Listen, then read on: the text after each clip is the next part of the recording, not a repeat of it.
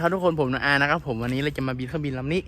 หลายคนอาจจะสงสัยใช่ไหมว่าคลิปก่อนเนี่ยมันยังเป็นมีลำตัวอยู่เลยแต่ว่าทำไมคลิปนี้กลายมาเป็นแบบเดิมก็คือไอคลิปมันเป็นแบบเดิมมันทุกคนไอคลิปก่อนใช่ไหมมันบินไม่ค่อยดีแล้วก็มันไปตกตรงนู่นนะทุกคนวันนี้ก็เลยจะมาลองทดสอบปีกและหาอีกรอบนึงว่าอาการจะเป็นยังไงทุกคนแล้วก็เดี๋ยวคลิปต่อไปก็จะมี V3D ด้วยครับใครที่ชอบโอ้ยเหนื่อยมากตอนนี้เพิ่งประกอบเสร็จใครที่ชอบก็อย่าลืมกดไลค์กดติดตามผมด้วยแล้วก็ไปดูกันครับผม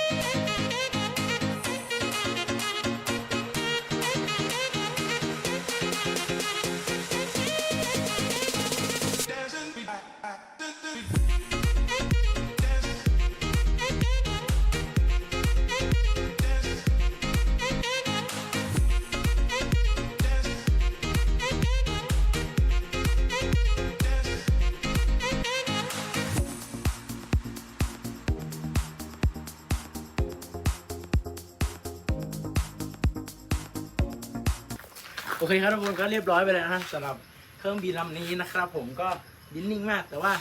ปัญหาเยอะมากทุกคนตอนแรก หลายคลิปนะผมจะตั้งกล้องไว้ตัวเดียวแล้วก็เห็นใช่ไหมแต่ว่าพอเราบินไปซ้ายไปขวาบางทีมันไม่เข้าเฟรมอะไรเงี้ยผมก็เลยเอามือถือตั้งอีกกล้องหนึ่งตรงนู้น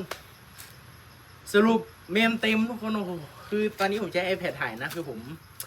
ไม่ได้มีกล้องแบบที่จะใช้ถ่ายโดยเฉพาะทุกคนผมก็จะใช้มือถือไม่งั้นก็ iPad เนี่ยทุกคนตอนนี้นะก็ เดี๋ยวให้ดูบินไปประมาณ10 นาทีมั้งเนี่ยดูอาการโคตรดีไอ้ที่เราไปใส่เครื่องบิน C17 ที่มันบินไม่ขึ้นผมคิดว่ามันน่าจะเกิดเพราะว่า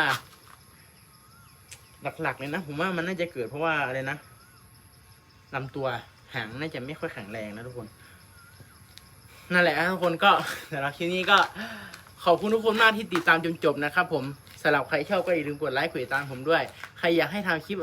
ใครอยากให้ทำเครื่องบินอะไรเกี่ยวกับคลิปหน้าก็อย่าลืมคอมเมนต์มาด้วยทุกคนสำหรับคลิปนี้ขอบคุณครับ